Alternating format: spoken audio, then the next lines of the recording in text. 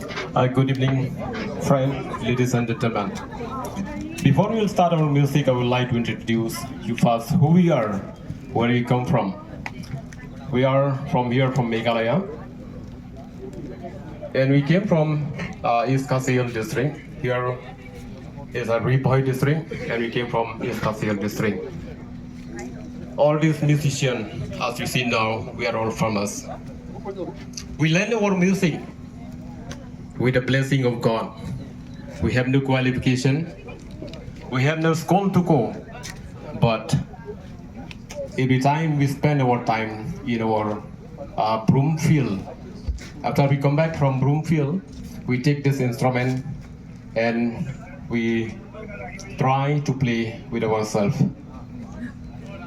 Myself, I am the founder of this Khasi traditional band known as Nongkyndong.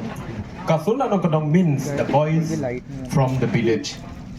So I think today evening you will enjoy. I request also, if possible, let us move our body, clap your hand while the music is going on. Our friend, once again, we need your support. We have our own channel known as Nongkyndong channel. So we request you, ladies and gentlemen, please support with your like, share, and subscribe. We perform every part of our country. This last year we came from Bangladesh.